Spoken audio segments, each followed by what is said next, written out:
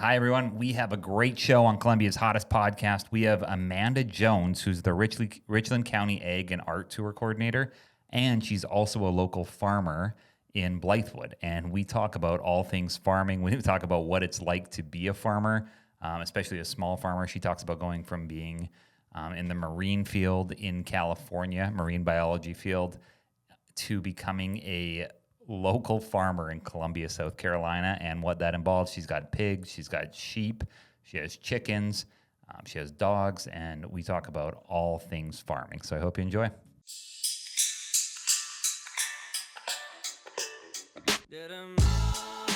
Hi, everyone. Welcome to Here for the Health of It podcast. We are Columbia's hottest podcast, and we have a new great sponsor, Gallup Design Build. They build custom homes in the Midlands for the Midlands' most successful families. So if you're looking to have a custom home built, they are the ones to talk to. And let's get on to our guests. So we have Amanda Jones, who is the tour coordinator for Ag and Art Tour, which is all about urban farming. It's actually more than that. Even more than that. I'm just scratching the surface. So I'm the tour coordinator for the Richland County Ag and Art Tour. Ag and Art Tour is a statewide event that covers, I think we're 16 counties this year. I can check, but Wow. It goes throughout the state on weekends in May and June. It's a self-guided tour of local farms, both urban locations and more rural locations. Richland County has a huge diversity, and we're really lucky in that way. We have a lot to showcase here. And there's artisans at every stop, so you can get your local art fix, hear local music, participate in some fun farm shenanigans. Love that. So I've always heard that there's a war on farmers.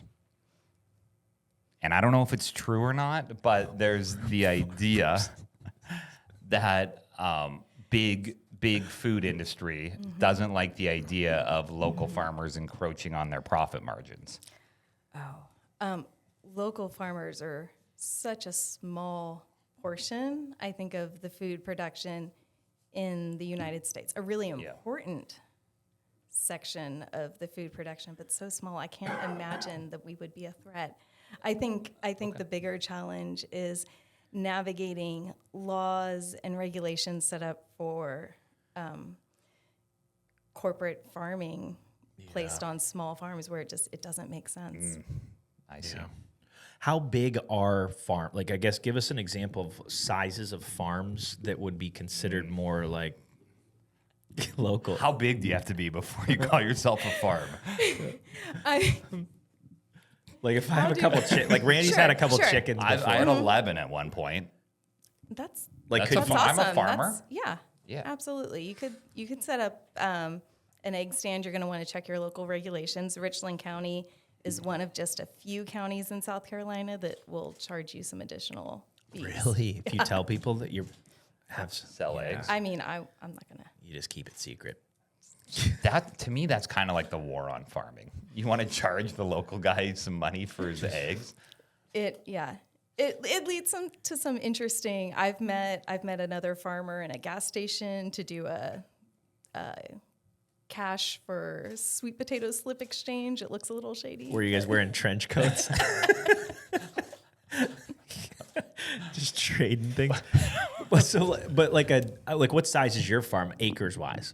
Acres were 43 acres. And would that be how you talk in the farming world? Like if you're meeting another farmer, you're like, hey, bud, what are you running? 44 acres? How big are you? Sure, but the 43 or acres like cows for, or... Yeah, 43 acres for my farm is really misleading. We only farm about 10 acres of that. Most of it is kept natural with forest, and there's a creek.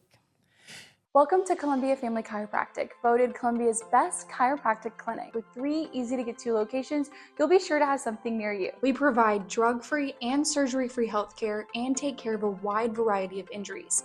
We offer several services from corrective chiropractic care, on-site digital x-rays, spinal decompression for bulging or herniated discs, dry needling and cupping for injuries, pediatric care, non-surgical knee therapy, and a Class 4 laser. And for those focused on wellness, we have a red light therapy bed.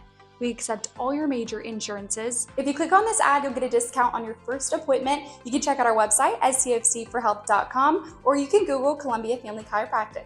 That's cfc4health.com.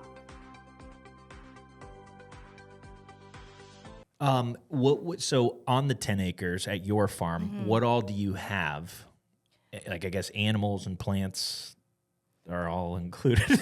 Yeah, all included. Name all everything inclusive. on Everything on your the farm.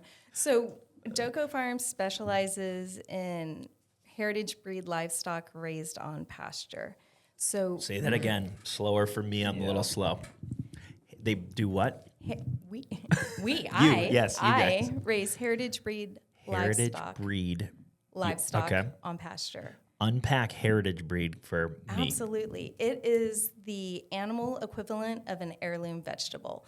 So these are What does that mean? these are I've always wondered what heirloom tomatoes are. okay. Well, let's do go. the. I let's- love this. I need the deep dive. So heirloom vegetables are usually open pollinated. This has already gone completely This sideways. is great. Heirloom vegetables are open pollinated vegetables that aren't owned by those big corporate seed companies. So how those God are seeds designed them. that you can save yourself, and no one's going to come after you for a patent infringement. Really? So, like, that I would say that's how God designed them then, right? Like, they are just, that's how they were made, right? Yeah, Mendel worked in there with some genetic Like, selection. man hasn't been involved in No, messing with absolutely, we have. Oh, we like have. Corn is a grass. Yeah, like you can't. It didn't just. A lot of our fruits and vegetables that we eat today didn't just happen. They were selected over time by farmers who were selecting for flavor or growing in a specific climate. Okay. So, all right. So, how does a livestock, Okay. walk me through that? Heritage breed livestocks are older breeds of livestock. Typically, they're a breed that existed before our Industrial Revolution, where in the United States we were trying to grow more food more quickly to feed more people more cheaply. Yeah. So these are slow growing breeds of livestock that do really well outdoors. Not Cooped a up. lot of our meat production in the United States is not currently done Yeah. outdoors. So these are animals that are able to run, fly if my turkeys can fly. Really? Reproduce on their own, which is nice. I don't need to be involved in that. Hookup sessions. Love that. And forage for 60% or more of their diet. So see, that's exactly what we teach when we do nutrition classes is like literally just getting back to how animals and plants were set up. The more man has gotten involved thinking that we know better than nature, God, or whatever people believe in, we mess things up. Like I get that we wanted to produce a bunch of food for people with what you were mentioning, but there's, to me, mega consequences because our health sucks nowadays. So restoring what you're bringing back the old school, how grandma would want you to eat. Absolutely. I love that.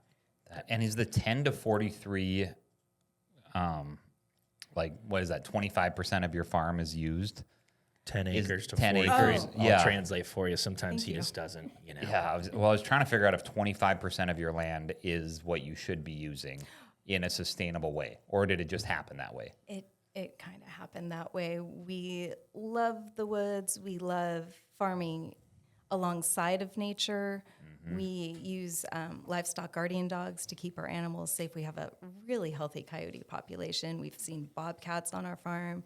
We had a pair of nesting hawks. Black vultures are opportunistic. They'll grab a lamb.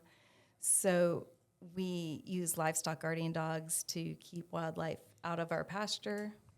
I love that. All right, tell me about the dogs because I've always wanted to know. They're vicious when they need to be. They could tear apart coyotes. Really? No. Dude, I've seen videos of dogs Really? killing multiple coyotes all at once. So we keep Great Pyrenees, which are a large breed livestock guardian dog. They're not a herding dog. They don't round up the sheep, but they live on pasture or in the barnyard alongside our livestock. Nice. And they'll do things like bark occasionally throughout the evening or throughout the night, rather. they'll mark their perimeter, so animals will know to stay away. We have had one that didn't wait for the coyote to come all the way to the fence line. Said, got I'm itself, zapping you. Yeah. Yeah, got himself over the fence, took care of, dispatched Business. the coyote, and then came on back. Hid the body. Did you find the body? You didn't? No. You just came back Do they covered in eat it? blood? It's exactly what happened. Wow. Do they? They're not eating it. They're just No. killing and Yeah, moving on. no, it wouldn't have eaten it, but with 43 acres, there's I have a hound dog who got out one time, and her leash and collar are still somewhere in the woods. We were never able to find it.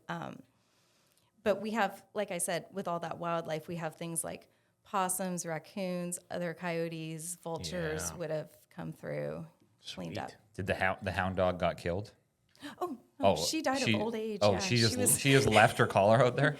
And she ran away from me one time when I was walking, and I had like toddlers and small children with me. Yep. And she came back without her collar and leash. Okay. How do you train those things? Professionals. You send your dog Dogs. off, not the hound dog, but the Pyrenees. Yeah, the hound dog was never trained. We just had to wait for her to reach old age before she became the porch dog she was always meant to be.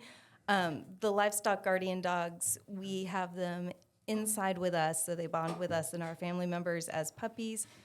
You need to be able to walk them on a leash. This is kind of the thing I think a lot of people miss with these dogs is you need to be able to handle your dog. You need to be able to put them on a leash, load them in your vehicle, take them to the vet. And then your vet needs to be able to handle them too. You can't just like turn them out into the pasture. A lot of it's instinct, but there's some things that you still need to teach them. Yeah. So they wouldn't bite you guys, but if a person came to try to steal a sheep, They protect against two-legged, four-legged invaders anything. of all kind. I did train our first one to watch for birds of prey. My neighbors must have thought I was nuts, but I was out in the pasture for like for weeks when she was a puppy, and I'd just hang out with her, and when a hawk or a vulture flew overhead, I'd yell and run after it and scream at it, and she got the idea, and she actually taught the next couple generations. So all of our dogs have ended up being really good with protecting against aerial predators too. Wow. Occasionally, like an owl will be able to get by them, but I've seen them bark at airplanes. They take it a little far sometimes. owls are tricky. Owls are tricky. We had a hawk fly into our yard and snatch up our smallest chicken. It was traumatizing for my kids. But at the end of the day, the chicken ended up finding its way home. So it escaped somehow. Nice. So, We had but I don't have a dog. My dog is terrible. I have a boxer, and she doesn't know how to do any of that stuff. we had a hawk make it all the way into our chicken coop one time. Oh. Did it just demolish? It killed one of my youngest chickens. He was, I think, 7 or 8 at the time. Oh, a rooster? Oh, it killed Chicken. a rooster? Chicken, Yeah. a hen. Oh. One of his laying hens. Oh. My kids have had various farm adjacent Oh, yeah. businesses. Okay, I see. Yeah, so it killed our youngest, one of his hens, and then it couldn't figure out how to get out, so it was actually still in the coop. What do you do? Shoot it? We no. We've already said that we like to farm alongside of nature. Okay. We caught it and took it out. It was a really young hawk. I think it was more scared and confused than the chickens by the time we got there, and we released it. Yeah. With a net? Like you used a net? I think we might have put on work gloves. Yeah. Maybe, yeah. Nice. All right. So heritage breed and livestock. Yeah. So that That's would cool. be you have chickens and roosters. You have cows. No cows? No, we Horses? wouldn't be no. Donkey? No. Let me tell you what we have. Yeah, that's easier. That's hey, great move there. We would have gone on forever. We don't know when to stop. Keep guessing. We have St. Croix sheep, which are a hair breed of sheep. They're known for being parasite resistant and doing well in hot, humid climates, like St. Croix or, in our case, South Carolina. So those are nice. And how many of love those? Oh my goodness, we're going to take inventory. I was studying for the Ag and Art Tour, not for my Oh, own sorry. business. What like range? We have 2,000? about 100? 10. No, like 10 right now. Oh, okay. We're trying to downsize our farm a little bit just because we have those that 7-year-old I talked about is now 12, and then we have a 16-year-old, and we want to be able to spend a little bit more time with our kids before they fly the coop, as it were. Okay. And then chickens, But, about yeah. how many? 100? 60, 60? sure. So sheep, chickens. And then we have American guinea hogs, Okay. which are a small lard type of hog. Lard type. Lard. That's so you. I'm just gonna let you go. Yeah. I wouldn't even know what. So they're essentially a landrace breed from the southeast. Okay. They're they can be found other places in the United States, but you're not really going to find them outside the United States. They were developed here in the southeast as a homesteading hog. Okay. And so if you're thinking like 1800s homesteading, you wouldn't have access to things like olive oil or yeah. vegetable oil in the You store. use that. So you would need that extra fat production on your hog. Gotcha. So what's the like life cycle of some of these animals? So let's do chickens first. So 60 Sure. chickens, they're producing eggs like crazy, right? Yeah. How many a spring is- day?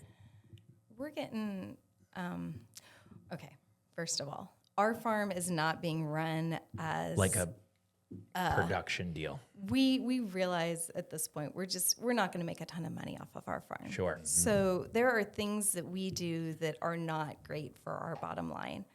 I definitely have a couple geriatric Buckeye hens because I love them. You just like them, yeah. So would that be like they're- 7? They're not maybe laying.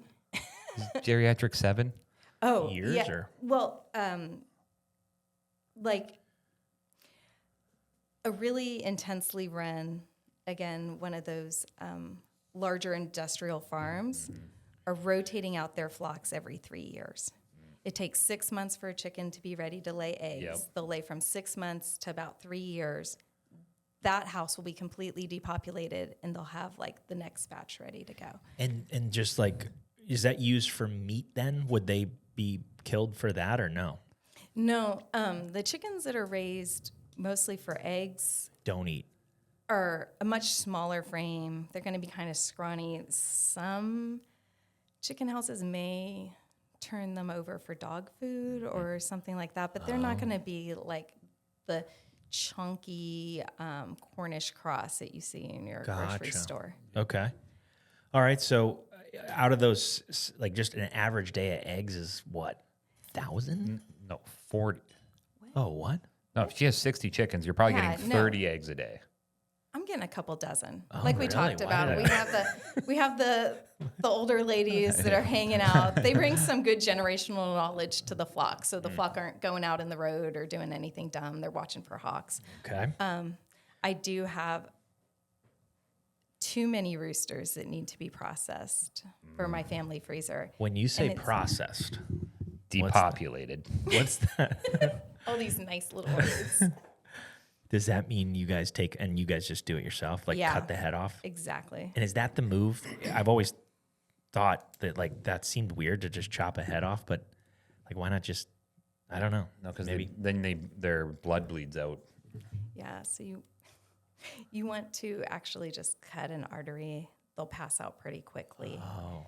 And then they bleed out because then you have to clean them, pluck them. Yep. Dip them in boiling water. Yeah. Feather them. Holy cow. All that's those a lot things of- in the exact reverse order of what we just said. Yeah. I could never be a farmer. When I was growing up, my grandmother had chickens, and she would let us process them. And I remember my 5-year-old brother, she let him take the axe. And so it was like laying on there, and he missed like the neck of the chicken and hit it like in the wing, just missed my grandma. And the chicken flipped out. It was chaos. But you have to learn something. Everyone has to do it. You gotta start You got to somewhere. learn somewhere. Yeah. Sheep and hogs, you're turning those guys over. Like, I guess what I'm curious about is like, how do you make sure that you have more? You need more before you kill, right? Right. Like they have to mate and Right. or you buy more? I don't know what that looks like. Because we raise heritage breeds, like take our American guinea hogs, for example, there are maybe, or there were, when we first started with them in 2000 and it's probably 2011 when we got our first hogs. There were only 600 breeding hogs registered in the United States for the American guinea hog. What? So I can't just go out and get another. So we do, like I said before, because they can reproduce on their own, we do a lot of our own breeding at the farm. We don't have a ram right now, so my St. Croix sheep are just maintaining the pasture. We're working towards planting some more fruit trees out there and having them maintain more of an orchard situation. So that's interesting. We're in a transitional phase. Yeah. I'm going to be in so much trouble if we don't start. We'll hit some of that. Yeah, I'm into that. All right. Well, last thing on the just animal side of it is because there's so few of those, though, aren't they what's the degree of separation The where they're not? genetic gene pool. Yes. It can be shallow. Really? So when you're is that what they say in Alabama? Kennedy, is that what they say in Alabama? It's a shallow gene pool? She said yes. For the livestock, when you're breeding close genetics, I mean, we try not to breed brothers to sisters or moms or grandmothers. But with 600 animals, it's all pretty much the same gene pool. So we do call heavily for temperament, which is why we're without a ram right now. That ram was a jerk. He was delicious. Would he ram in? Like, would he slam into people? Mm-hmm. Yeah, he would. He was going to send myself or Joe to the hospital. Absolutely. Oh, wow. Or, well, our kids wouldn't go in with him. He'd like back up. So he would like back up, do his little hoof thing, and then ram straight into you. Oh no, there was no little hoof thing. That would be a warning. Oh. Yeah, no, he just blindsided straight at you. Yeah. I'd be so mad. Take one in the rib cage. So Or no, how high would they be? It would be in the knee, probably. Right? Oh. Waist. Oh yeah. I'm a little bit shorter though. Okay. But yeah, so with breeding animals, when it works, when you have a smaller genetic pool, it's called line breeding. When it doesn't work, it's called inbreeding. Mm-hmm. You aim for the line breeding. So we do call very heavily, like I was saying, for temperament, for structure, that they have a good frame, that if it's poultry, that they have the right color pattern if they need that, and for how well they grow in our specific conditions on our farm. Gotcha. Okay. Yeah. All right. Look, tell us about urban agriculture. What is it? Is that a thing that most people should know? We have some really cool farms here in Columbia. We have a bunch of agriculture, actually. We have Boone Fox Farm, who is new on our Ag and Art Tour this year. They're a flower farm in downtown Columbia in the Rosewood neighborhood. Really? Yeah. Attached to their property there is also the Congaree Milling Company. Okay. They are an agricultural business here in South Carolina. They mill organic stone ground grits, oats, polenta, all the delicious corn things. Actually, Ken Dubar, the owner, is my husband Joe's second cousin. Nice. In the farming space, I feel like there's a lot of cousins that just love each other. A lot of cousins. That's why Joe met me in California, right? He had to branch out. Mm-hmm. So you can grow flowers and be a farmer. Oh yeah. Absolutely. So if all you have is flowers, you could still call yourself a farmer. We have 3 different flower farms that have been involved in Richland County Ag and Art Tour. I want to have a flower farm. How much land do you need for a flower farm? That's what I was You need a thinking. lot. I might be a flower farmer. Yeah, I think You need an acre? 1 half acre. acre. Just You spread could some of probably these do it in seeds. less than an acre. And we spread some of these native wildflower seeds for the southeast? That'd be a good place to start. All right, great. Do you have to do much? Like, I feel like I'd love to like spread them and water them once and like not have to think. You're probably going to have to water them more than once. Okay. You're going to want them to get established before. Yeah. Or you just And then move your let it rain. sprinkler system so it hits that little spot. Okay. All right. All right. We got flower farmers. What else do we have? We have the oats. The Congaree Milling Company with grits. We have a couple of different nurseries that propagate plants that are more for home and garden. So that would be Blossom and also the Gardener's Outpost are inside, I think, Columbia, or both inside downtown Columbia. And they have storefronts, but then their farms are like not next to the storefront, correct? They do some little bit of- propagation on site. I know Gardener's Outpost has greenhouses off site as well. Okay. We Nice. have Chestnut Community Farm, who's new on the tour this year. That's a community farm who's part of the Living Right Foundation, and their goal and mission is to feed local people locally, Yeah. Sweet. get more food into food deserts. Like that. Going down here trying to see who else is inside. We have Rosewood Community Orchard, which again is in that Rosewood community. Yeah. They're a gorgeous, just absolutely darling public orchard right across from the Owensfield Airport. And then we have also the Grow Farm that is right there within town too. And they have a huge educational outreach component, and it's all about feeding people in the neighborhood and getting them access to healthy food. Gotcha. So traditionally, there's rural farming, which is what probably most people think about, which is just out in the middle of nowhere. This is urban, near a city, inside of a city sort of deal. Yeah, and we do have several farms that are a little bit more rural in Richland County. It's hard to get all the way out in the middle of nowhere in Richland County. So, Yeah. That's true. And so I'm thinking about bee farmers. Is that a thing? Ooh, I want to be a little bee farmer too.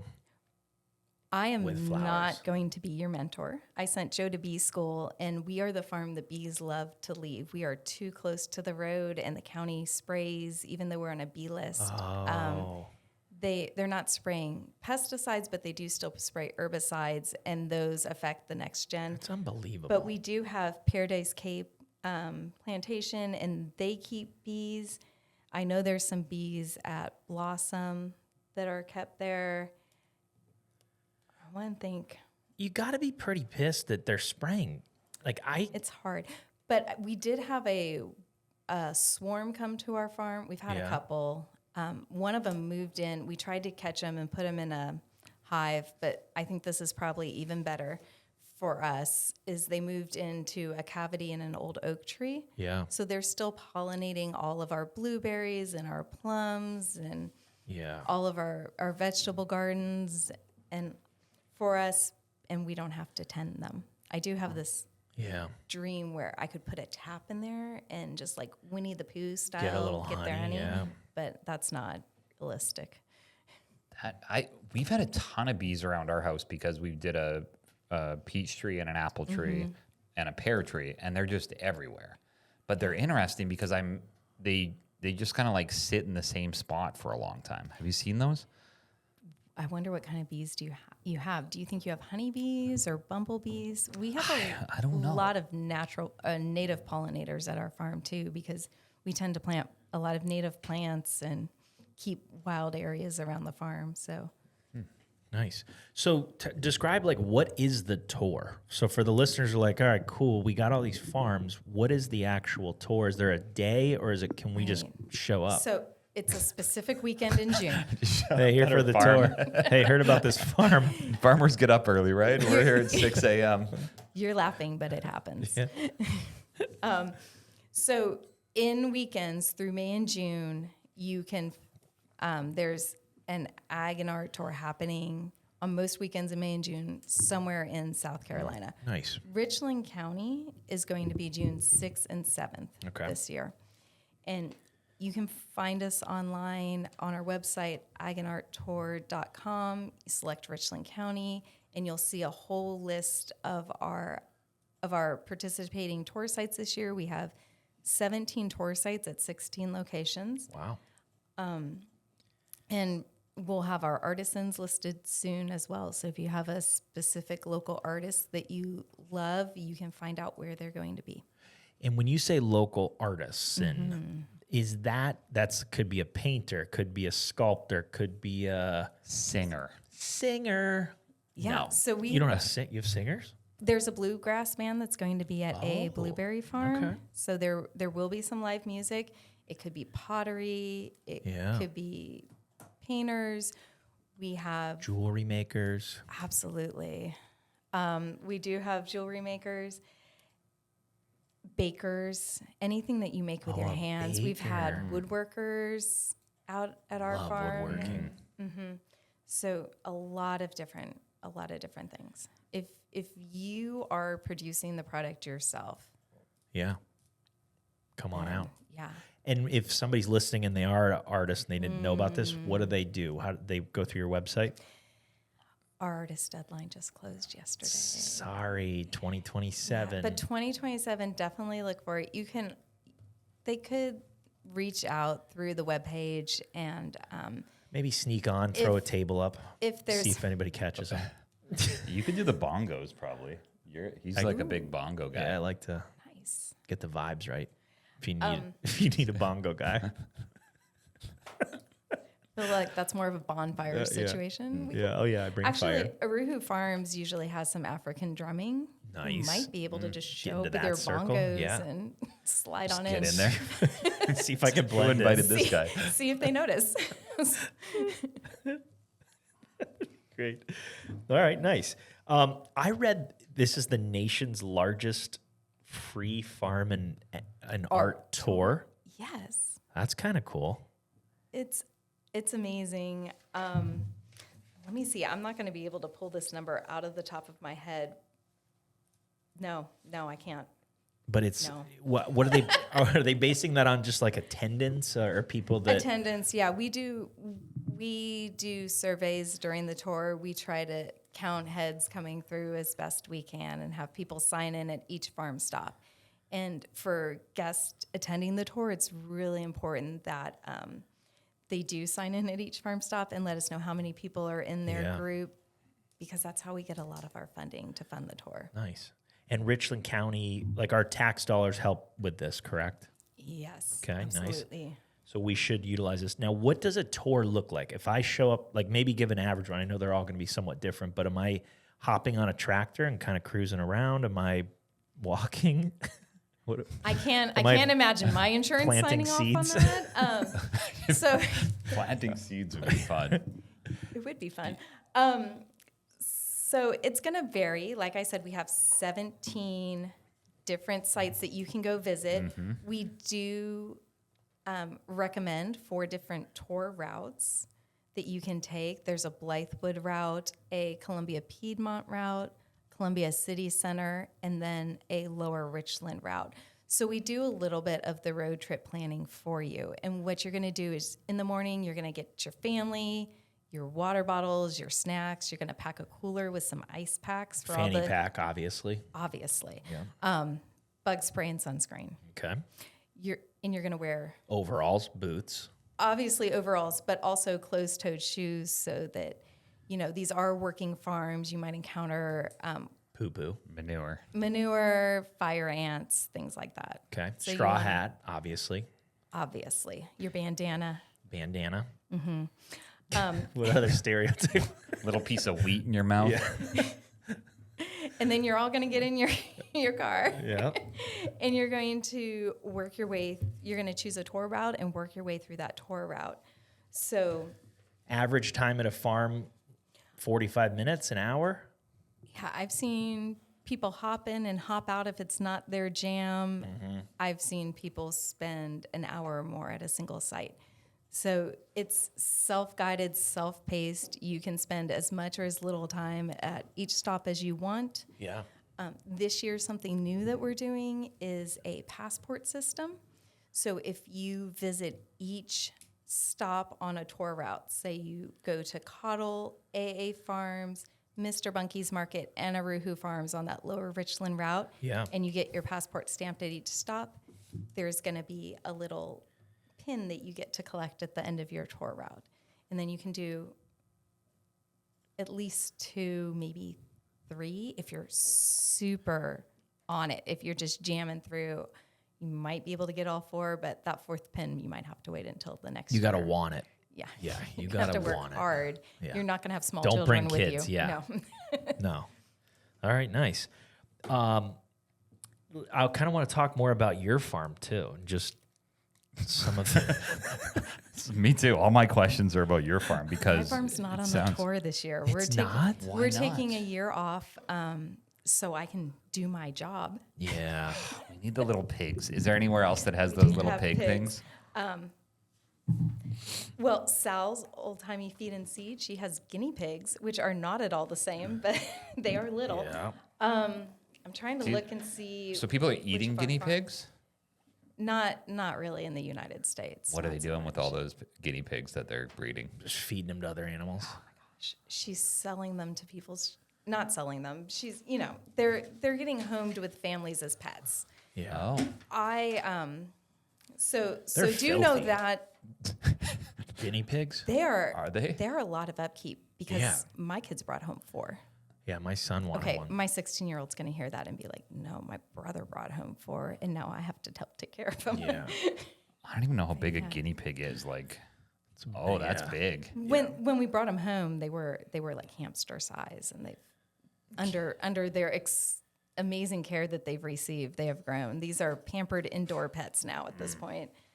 They do go outside to graze though, so they're grazing the front yard. Yeah. And the dog protects it, or would the dog? No. No, we have not introduced the guinea pigs to the dogs.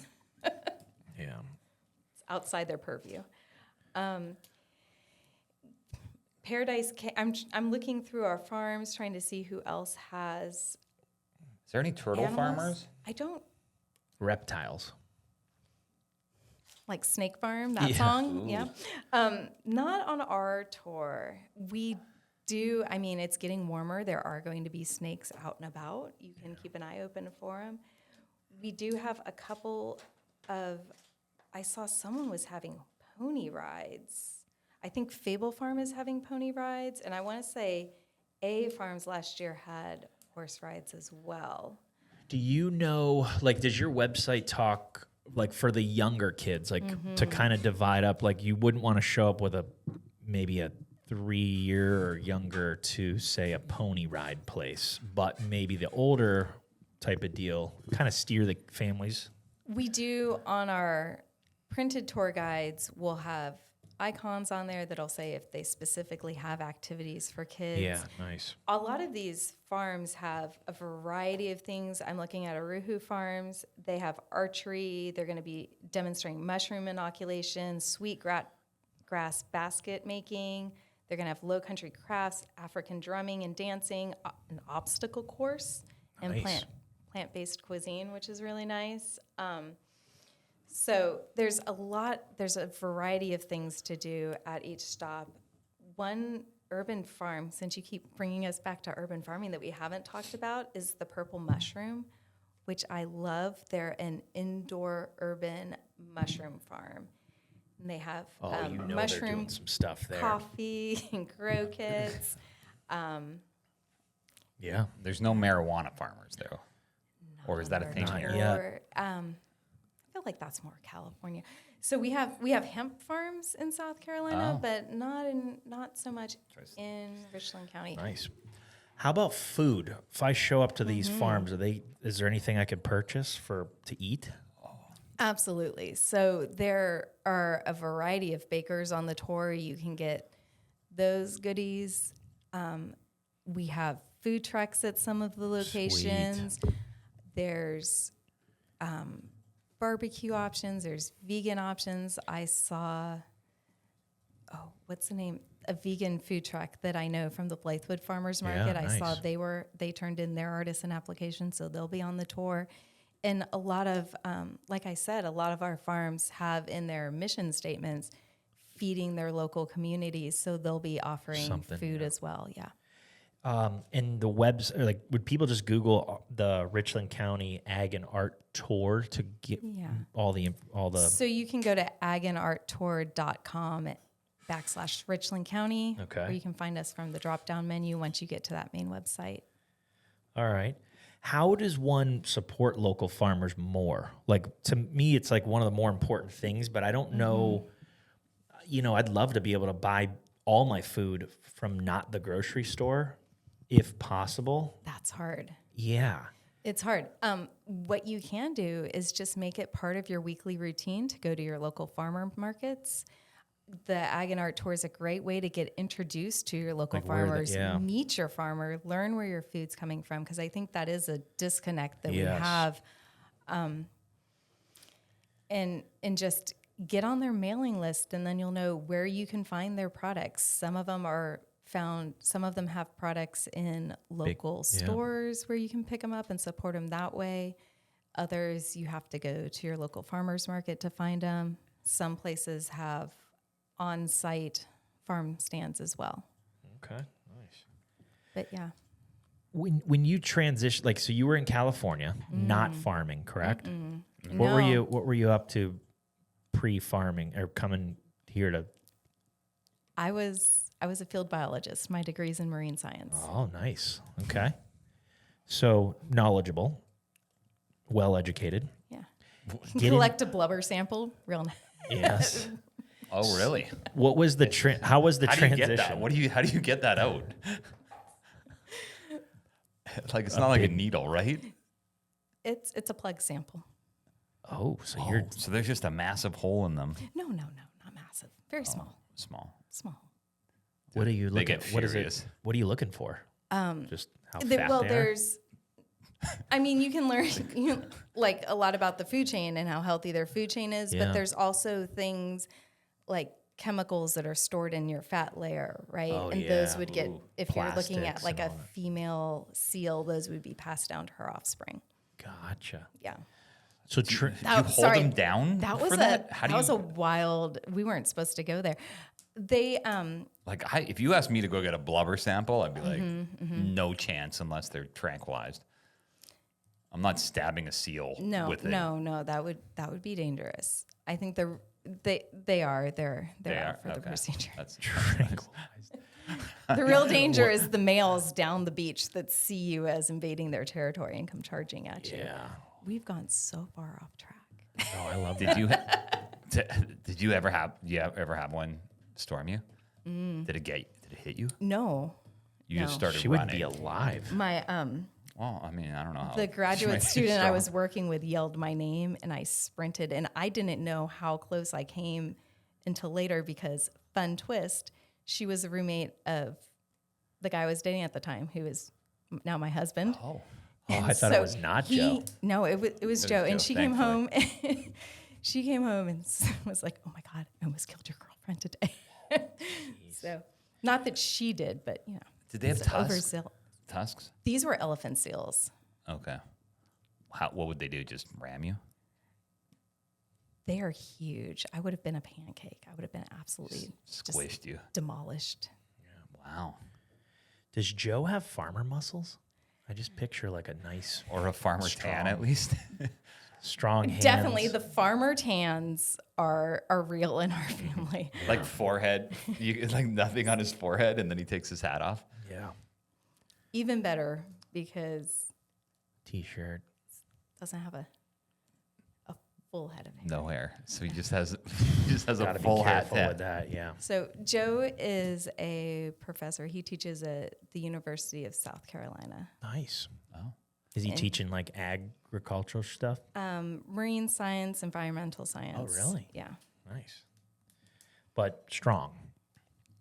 I think so. Yeah. Transitioning though from California to here to do farming, what was that like? What was that like for people that are like? There, a lot of people think about farming, but it is just so hard. And Yeah. if I'm being honest, like I would just get too grossed out by a lot of things that farmers have to do.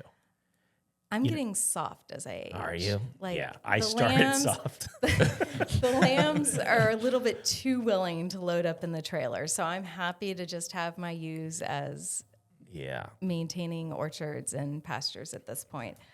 How we got started, we both have backgrounds in sustainability, marine science, environmental education, and I was looking at going back to school to do farming. We were living in California and in Santa Cruz County, and the standard there is local organic. So we were getting more involved with our local food system. And Joe said, I have a farm in South Carolina. And it hadn't registered to me that was an option because when he proposed, I said, absolutely, but we will be living in California. Oh, no kidding. Yeah. And then here you are. He just And then he's bided like, his "What? time, Well, I and got he this." knew. Smart, locked you down first. So when I was a pig farmer, I was 16 when I was a pig farmer. That's as gross as it gets. But he would have to, sometimes all the piglets wouldn't come out, and he'd have to stick his arm all the way up there and grab them and bring them back, Yeah. which I never had to do. Yeah. But are your little homestead hogs, you have to go up there sometimes and get them? Very rarely. It happens more often with our lambs. Lamb? And is it usually you that has to go get it? I have the smallest hands, yes. It's me. Goodness. Hey, What was that first one like? The first one had to be. I'm trying to think if the first one was the one where I had the vet on speakerphone while I was in there. We had a lamb coming out, and our vet, they're amazing, and they do the best they can over the phone. But when you're not there, it's hard. He was trying to say, we were coming out nose and 2 hooves. The same No, time. one hoof was back. And he was saying I had to push it back in and reposition it. And I was like, at that point, I'd already had a child of my own. I was like, that's not happening. We're gonna pull when she pushes. Yeah. We're just gonna go with that. I don't even have a vagina, and that just hurt me when you said that. Like just Pushing it Push back it back in. in. Pushing They it back don't in. go back in. That's not good advice. No. So you just yanked. No. What You did push do? back in? You pushed She it back in? No, but I didn't yank. That also sounds Guided. What did you do? pulled firmly while she was pushing. Okay. Pulled firmly. And then everything came out and it was all good. Yeah. But sometimes they're probably stillborn, right? Like people don't talk about that in farming. We have had a couple. And what do you do? Like something ceremonial? No. Just kinda throw 'em over the fence. fence? No, we have a little bit of a graveyard with pets and livestock, animals that have aged out. Aged out's a good one too. I'm gonna put that on here. Yeah. With processed and depopulated. Yeah. Tell the listeners about just like the fun stuff about farming and maybe like the challenges. The challenges are going to be mostly financial, and in riding the waves up and down. I would say during the pandemic, we had more demand than ever for local farms. People were scared. They didn't know where to go. Grocery store shelves were empty. We had lines at the farmers market. And when you're doing something like livestock, where it's a cow or a hog or sheep that take years to get to market, you can't scale up quickly enough. So we were scaling up. By the time we were, myself and other local farmers, things had resolved somewhat, and people went back to their regular shopping habits. Yeah. So things like that are really hard. We saw it again recently with, I think it was, what year are we in? 2 years ago with the avian flu outbreak and grocery store shelves just being devoid of eggs. Mm-hmm. And at that point, we had learned our lesson with COVID, and we told people, look, we're going to serve our regular customers first, those that have been with us through thick and thin. And if there's anything extra, get on our email list. We'll let you know. Nice. That's great. So if somebody wants let's say that we wanted a sheep and for sale. Eggs every week. Yeah. What does that look like? Would we buy the sheep and then I take it to get processed, or do I process it myself? He just shows up with a cage. Is that kind of the move? Or a weapon and he just kills it? I mean, No, throws it in there's his no trunk? processing on our farm. That would be highly, highly frowned upon by the It government. would be. Well, I mean, Yeah. a deer. I think of like multiple deer a year. I just Yeah. go get them and do the thing. You know? Right. It depends. It's different for each farm, right? Most farms, I want to say all of the farms on our tour are going to be very much, we're going to follow the rules. So you're going to come to the farm, and it's either a you-pick farm where you're picking your own strawberries or blueberries or buying directly from the stand, or it's a situation if you're buying meat or eggs. Most small farms have their own egg license. All that packing is done on farm, like the eggs in your basket today. Yeah, these If are the it's- Easter eggers. We got to shout out the Easter Easter eggers. eggers because when we had This is chickens, from your farm, right? Those are from our farm. my wife wanted some Easter eggers so bad, but their production is just so low. I was like, we're They're- going with one of those red. I forget what it's called, Connecticut red or There's something. Rhode Island red. Rhode Island There's a red red. Starlink that's really. Yep. We have comets, which are red. They look like a Rhode Island red. I don't love them as much. They're not my favorite. And then you were talking about earlier how when their egg laying time is up, what do you do? We Yeah. have dual purpose breed, a heritage dual purpose breed called the Buckeye that is raised for both meat and eggs. So Gotcha. Nice. And so we got some. You brought us some gifts. This is Yeah. awesome. Thank you for all of this. This Absolutely. is what? So are these peas. are Can we eat all, this? No, don't eat that one. Oh, I thought those were peas. It's called a string of pearls. It's a succulent. I believe that one came from Gardener's Outpost. Funny to me. What does Guarded outpost. succulent mean? I don't. I say that word often at my house. Yeah. But not referring to plants. No, just No. food. Succulent pork. Okay, so a succulent has those. Oh gosh, it must be lunchtime. A succulent has those meatier leaves, so they hold more water. Yeah. But this is a houseplant. This plant would be cute on your kitchen windowsill or maybe in your bathroom. It's going to do well with. Yeah. How big some does it grow? moisture. Pretty If big. you put it in a pot where it's up on a shelf or in a cute little macrame hanger, it'll grow down. It'll cascade down. Nice. Okay, nice. And then Randy just found out what pork rinds are. Mm-hmm. He didn't know. He's I thought probably it was- eaten these too, yeah. and he has no idea. I thought it was just a name. I didn't think it actually came from pork. So those pork rinds are from Mr. Bunky's Market. I didn't see. Okay. You can get them in different flavors. There's hot. Yeah, this there one's a might hot be- one here. Yeah, there might be Mr. original. Bunky's. Oh, Sweet. Mr. Bunky's. Yeah, Where's they're- Mr. Bunky's farm? They're on the lower Richland route of the Richland County Ag and Art Tour. And then we got a local artisan here. Yeah. Yellow. We got to tell people because I don't think Doesn't people mean- know what pork rinds are. So you have to skin the pig. So pork guessing- rinds, we're talking about nose to tail eating, where we're using as much of honoring the animal by using as much of Yes. it as possible. Pork rinds are the rind is another way of saying pork skin. It's fried, it's puffed, it's a crunchy chip like treat. Yeah. And I'm guessing what would you say, Amanda? 97% of people know what a pork rind is. Pretty sure 98% of Yeah. statistics are made I up on the think spot. Yeah. That's So that true. sounds right. Okay. Have you ever had a pork rind that tasted different from one pig to another? Or do they all kind of taste the same because they're just fried? From one pig to another, I think Yeah. it's more the seasoning on them. Like They're you'd be not like, my. that was one They're of my not my pigs. favorite snack No. What's your favorite snack?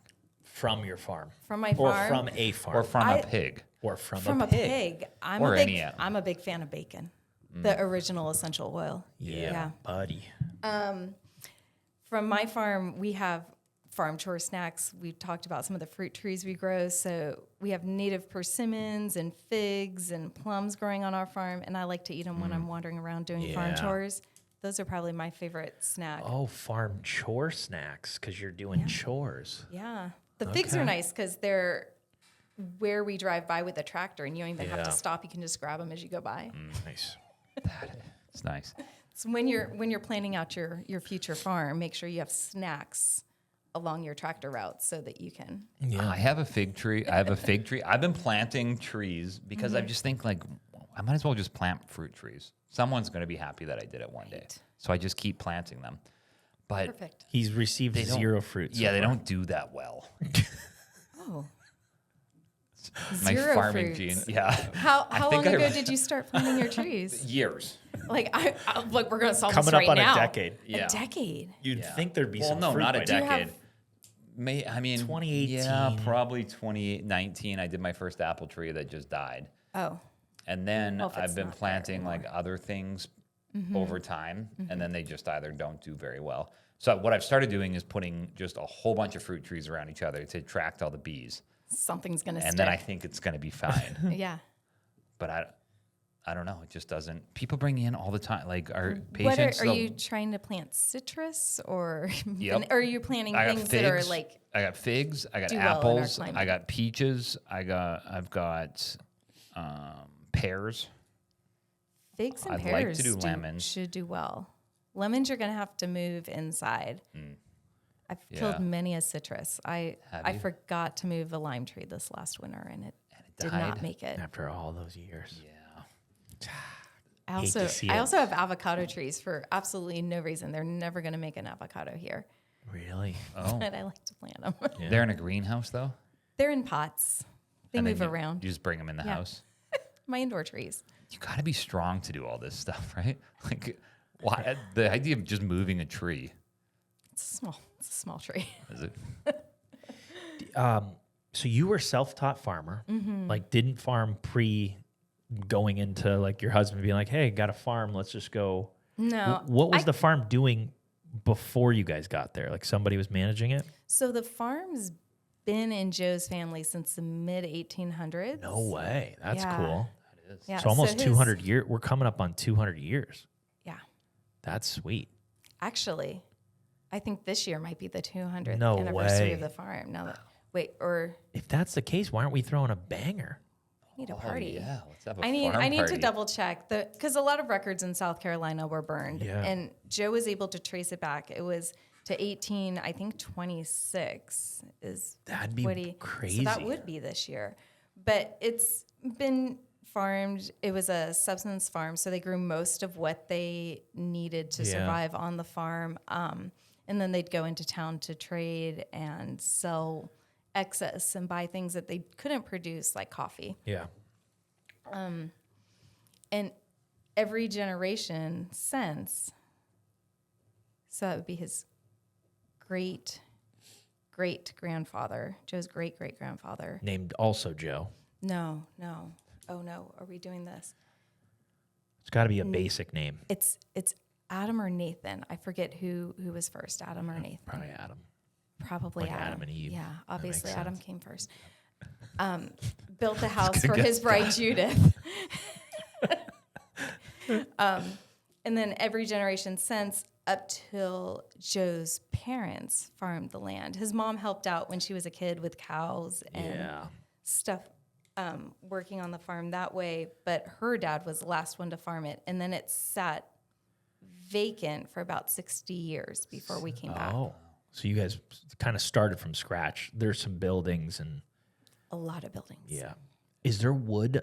Are there buildings that are from the 1800s still up? My house. Really? Yeah. That's cool. What? Yeah. There's got to be some weird stuff in that house. I mean, we cleaned it out. Those walls could talk. Those walls may or may not be haunted. There's something going Right. on with the electrical. It's either a ghost or a squirrel or possibly the ghost of a squirrel. Yeah. But we definitely have one light that flickers. Well, and Blythewood's trying to scoop up all that land. Scout Motors is just surrounding you right now. That they are right there at the end of our road. Are you guys going to hold strong for the next 200 years? I mean, we've made it this long, and like I said at the top of the show, we're stubborn. Yeah. Well, I guess that's interesting. What is the end goal for a farmer? Is it just keep going and pass it on, or is it like sell to corporate? Or, I mean, not that you want to, but maybe that, like, I guess there are people that want to build a farm to be like, all right, I'm going to sell this thing. I definitely have friends who farmed in the area who did sell to development and took that money and was able to buy better land for their And family restart or something, yeah. and a home for like their mom and build Yeah. a whole new realm. So I see the value in that. I think I really doubt that our kids are going to farm. They have their own interests, and plus they've seen how hard we've worked over the years. Right. So I do, maybe as a hobby, but as a full-blown business, probably not. It's probably going to end up to be more of like a family legacy property that they can. Can you come give back me and a visit. day in the life of a farmer? Like, what does a day in the life? Is it really like I wake up with a rooster? 5 a.m. Okay, only because I haven't processed those roosters, but they're going to be gone soon, and then we can sleep in a little better. So you wake up to a rooster. The work. I mean, it's just there's no day off, right? That's part of why for myself I'm transitioning more into supporting other local farms Right. through things like the Richland County Ag and Art Tour and pulling back on my own farming because I do realize that I have limited valuable time with my family and it's a balance of how you want to spend that. But yeah, it's 365 days a year if you have livestock, and our best farm sitter graduated last year and has gone on to get a double doctorate, and she doesn't have time for us. So yeah. I was wondering that, the farm sitting thing, because like, does a farmer plan vacation? Like, hey, we're It's going to go on a a- cruise for a week. What happens? Whole week. Wow. Yeah, like, when's the last time you guys had a vacation? Or maybe some of your farmer friends that are just... Well, I still have family in California, so if we can get a week off, You're heading out we're there. And then going you to have a farm California to sitter. see my sister. Yeah, And so, like, the farm sitter comes in and just does... farm tours twice a day. I mean, 2 hours, that's... like 2 hours at a time. Kira's good. I bet she could do it in like 45 minutes. Okay, Kira. I have a random question. You know when you find a bird's nest and there's eggs in it? I know it's just random, but I've just been thinking about it. I didn't know who else to ask. Sure. You know how they say, like, don't touch them because then the bird yeah. just... Wow. How does that work? Or what's the deal with that? Do you literally, like, what if I grab the nest underneath and don't touch the eggs? Just to, like... I think it'd be more the chicks. Like if you had hatchlings that you were trying to put back in a nest, the scent could be changed by your hands. But if you wore gloves or used a towel or something, I'm not a You wildlife can move rescue the nest, maybe? person. Or move the eggs? Maybe. Okay. I think with eggs have what you call bloom on them. That is a natural layer that is applied to the egg as it exits the chicken. And that's going to protect it from bacteria and pathogens. And I think touching it, the You're oils from messing your with it. hands, you're going to be messing with it, plus the scent.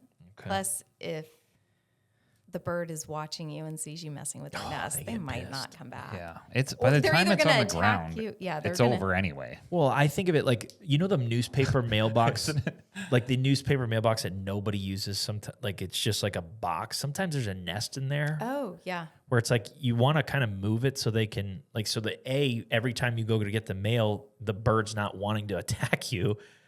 Like, you literally just This want is them to, like, a go. very specific scenario. All right, it happened.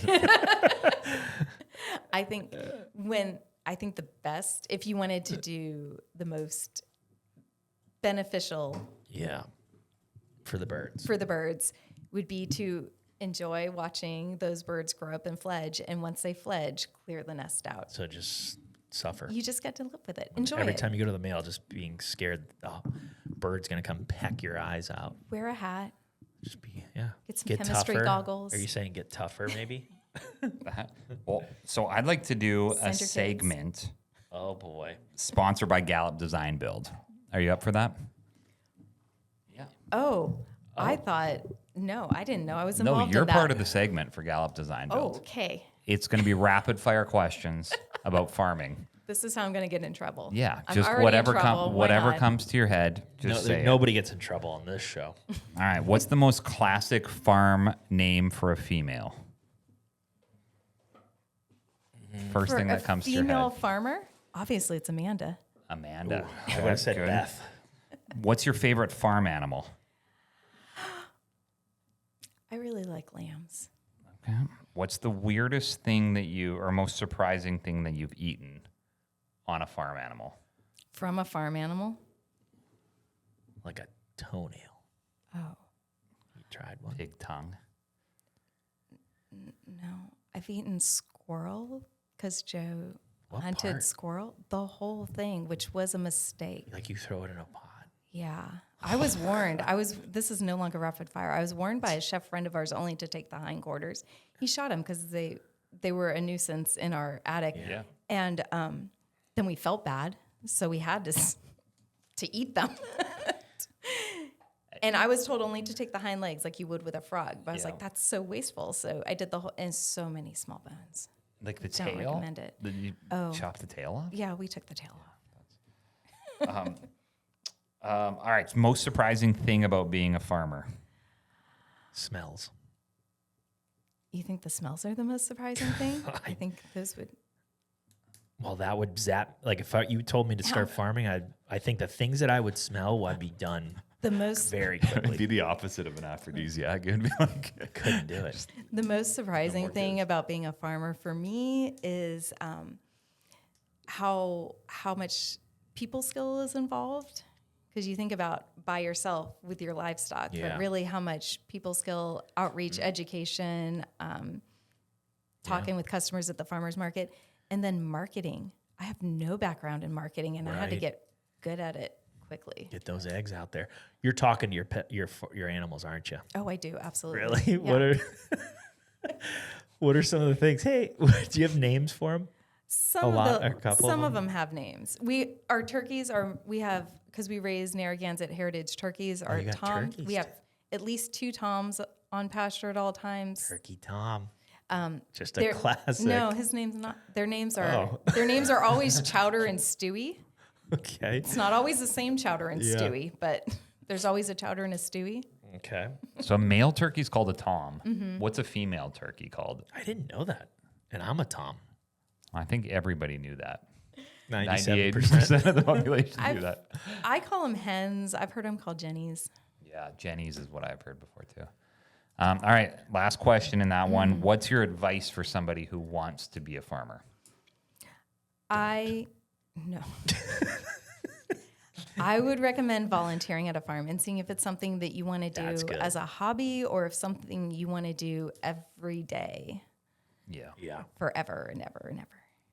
Do you guys do vegetables? We do, mostly for our own family, but I have been known to sell a zucchini of enormous size that was advertised as a bear beater because How big was it? Holy Like- cow. like a small child. You just forgot to pluck it earlier? I didn't see it. It was under some leaves. You were like, holy cow. But it worked out well because right before that market, there was an article about this woman who had a bear try to break into her kitchen door, and she grabbed the first thing on her kitchen counter that she could to like beat was it a back with. It was zucchini? a giant zucchini. So I was like, this zucchini could save your life. Someone bought it. It's great. It's good marketing. Marketing, Yeah, right? Great marketing. All right. I mean, my last thing is I want to know how we support the Richland County Ag and Art Tour. Absolutely. So there's multiple ways. We talked about loading up your car with friends, family in that cooler and getting out there, meeting your farmers, purchasing local art, and learning about the rich history and agricultural history of Richland County. You can also, if you want to be a little bit more hands-on with your support of the Richland County Ag and Art Tour, you can volunteer. We talked about how you sign in at each stop you go to, and those sign-in tables need to be staffed with volunteers. So you could be part of what helps get that data for Richland County Ag and Art Tour, help us come back for another year and do it all again. And do they DM you, or how do they sign up? Man is like, what's a DM? Do you know what you know what a DM Yeah, is? I know what a DM is. I have teens. So the sign up for volunteers opens on April 1st. You'll be able to find it on our website, agandarttour.com/Richland County. You can go there. You can choose which day, which shift you want, and which farm you'd like to be at. So you can help support your local favorite farm. And you don't need any skills to volunteer. No, we throw a volunteer appreciation party before that weekend, the Sunday before. You get trained, you get fed, you get to learn more about the Ag and Art Tour, and then either before or after your shift, you get to visit all the other farms that are near you. Yeah. That's nice. And you just wear like boots, overalls, flannel. Yeah, you get a snazzy Ag and Art Tour Oh, t-shirt. there you go. Yeah. That's your 2025 one was pink. It was, Or is that purple? oh my goodness, I think it was Radiant Orchid. Oh. We have blue this year, Oh, blue. if anyone's into blue. Yeah. That Love might be it. a deciding There's a factor. couple people in the blue. My last question was just about like what happens when there's bad weather? What's a farmer doing? And I'm talking a stretch. I'm not talking one day. Stretch of bad weather, couple days in a row, maybe a week. Okay. The You just Ag hang and it. Art Tours rain or shine. We have Okay. some indoor spots and some outdoor spots. Outdoor farms might have to close for a minute till lightning passes, and then we typically reopen. Just in general on my farm, when there's Yeah. a bad stretch of weather, that's one of those things. You can plan. You can have your breeding plan for your Right. livestock, your crop plan. You can have your seeds in the ground. And if the weather turns on you, you just have to roll with it. And actually, I think that's one of my favorite things about farming is the constant learning and problem solving and Yeah. that goes along with it. Okay. But that's a struggle. Yeah. It's not like you can go on vacation. That'd be Depends on nice. what kind of farming you do. Maybe play board games. Watch a movie. All right. Well, this has been fun. Thanks so much for being on here. Thank you so much for having me. Here We're here for the health of it. for the health of it. Just a quick note, this podcast is for informational purposes only. We're not meant to replace your doctors, and nothing here should be taken as medical advice. Always check with a qualified professional before making decisions about your health. The views and opinions expressed by our guests or hosts are their own and do not necessarily reflect those of this podcast. Reliance on any information provided is solely at your own risk.